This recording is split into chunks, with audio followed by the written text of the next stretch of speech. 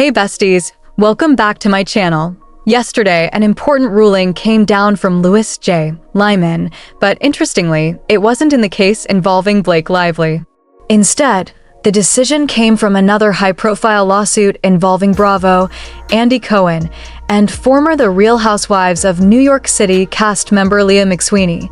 The ruling centered on a motion to compel arbitration, and the judge ultimately ruled against Bravo and Cohen, as well as the broader media conglomerate involved. They had attempted to move the dispute out of federal court and into private arbitration based on a contractual clause, but the court rejected that request. What makes this decision notable is the timeline. The case had already been moving through the court system for nearly 2 years. During that time, Bravo filed a motion to dismiss McSweeney's initial complaint. She later amended the complaint, and the defendants responded with another motion to dismiss. So the court had already gone through 2 rounds of dismissal motions. Each time, some claims were dismissed while others were allowed to proceed. Then, after McSweeney filed her second amended complaint, the defendants made a new move. Instead of filing their response to the complaint, they attempted only in July 2025 to shift the case into arbitration. The judge didn't accept that strategy. The heart of the ruling is the concept of expectation of privacy and whether the defendants had effectively waived their right to arbitration. More broadly, the court addressed the issue of parties entering the public judicial system, actively litigating their case there, and then later trying to move everything into private arbitration once discovery begins. If that sounds familiar, it's because a similar dynamic has appeared in the case involving Blake Lively. Lively brought her lawsuit in federal court, but also requested an extremely broad protective order, asking that large portions of the evidence be labeled "attorney's eyes only." Throughout the summary judgment stage, her legal team strongly pushed to keep many materials confidential. Even now, parts of the discovery process remain under seal.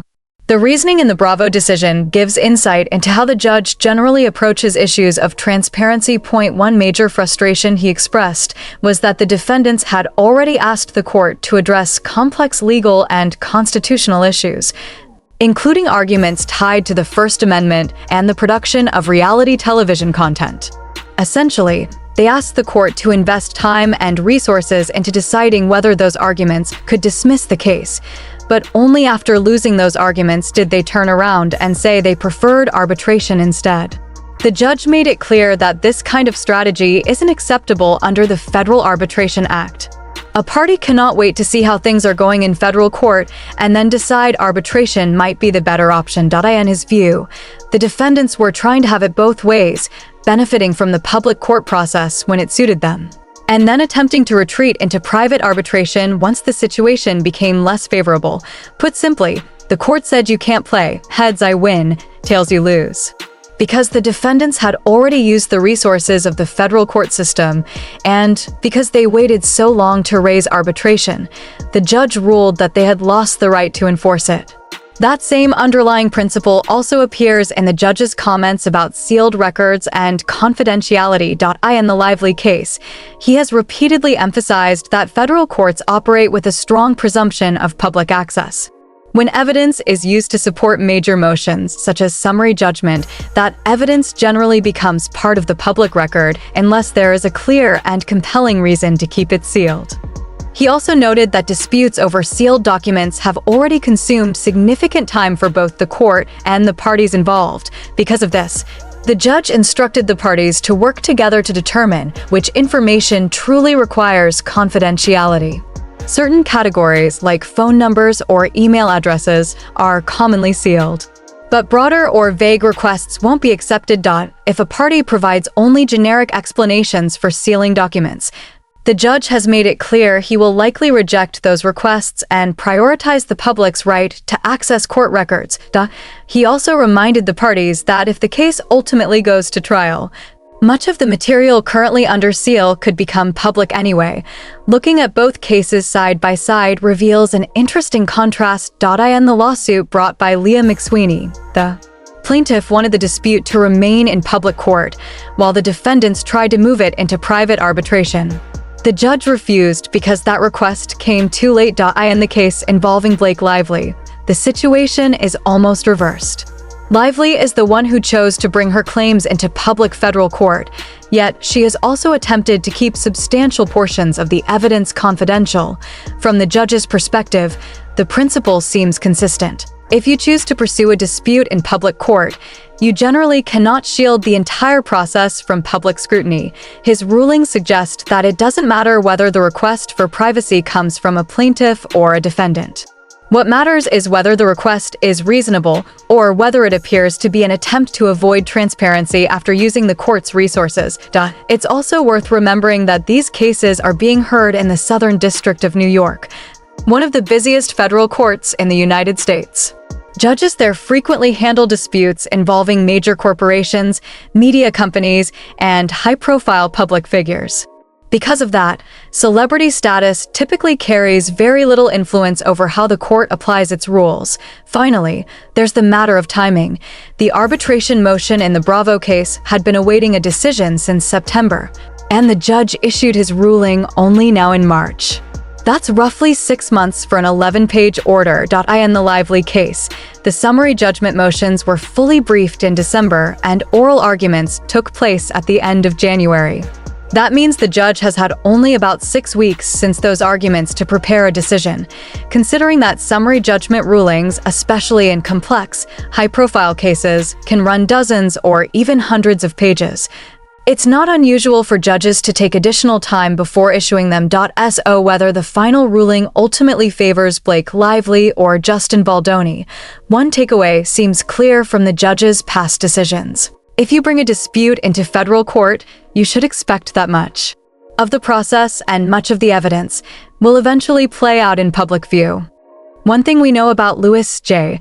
Liman is that he doesn't rush his decisions. And yesterday in court, the Wayfarer parties connected to Justin Baldoni essentially gave the judge a little nudge. They submitted a letter on behalf of all parties asking for a brief extension of the current pretrial deadlines. In the filing, they explained that everyone involved still wants the case to move forward quickly. At the same time, they noted that the parties could benefit from the court's guidance once the judge rules on the pending dispositive motions, particularly the summary judgment motions. In other words, a lot of the upcoming pretrial filings could depend on how the judge rules. If some claims are dismissed or narrowed, that will naturally affect the scope of the motions the parties plan to file. Because of that, they argued it would make sense to wait for a bit more clarity before finalizing those submissions. According to the letter, counsel for Blake Lively authorized them to inform the court that her team agreed to a 1-week extension of the current deadlines. As long as the judge approved it, under that proposal, the updated timeline would be April 3rd. Deadline for pretrial motions and motions in limine April 10. Deadline for oppositions to those motions April 17. Deadline for Daubert motion. So overall, it was simply a 1-week extension across the board. However, the Wayfarer parties also suggested another option for the judge to consider, one that Lively's team did not agree to. Their alternative proposal would tie the schedule directly to the judge's ruling. They suggested that pretrial filings should be due 21 days after the court issues its decision, with the following motions filed in the weeks after that. Put simply, they were asking for 3 weeks to prepare once the ruling comes out. The judge responded this week by granting only the 1-week extension. That decision is interesting because it might hint at the timeline for his ruling. If the judge expected the decision to take a long time, it would have made more sense to grant the longer extension. Instead, approving just 1 extra week suggests he may believe the ruling is coming soon.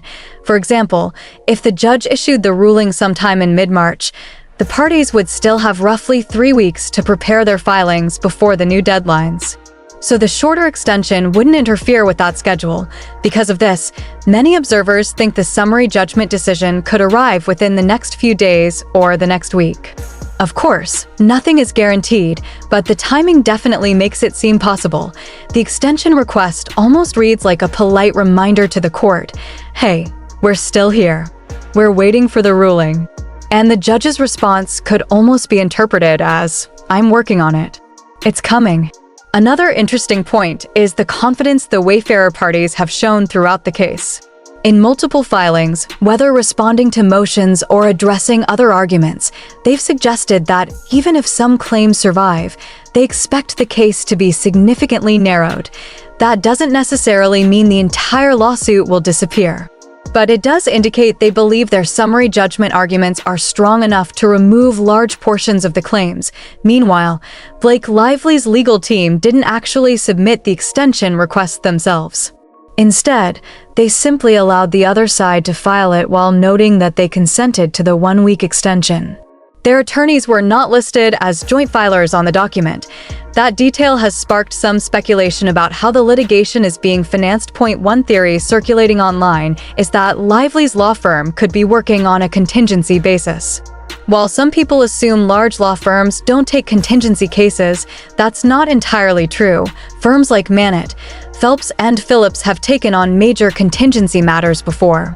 In those arrangements, a firm may represent a client in exchange for a percentage of any recovery, often around 1/3 of a settlement or award. The firm has handled contingency litigation involving major companies like Boeing, as well as other high-stakes commercial disputes.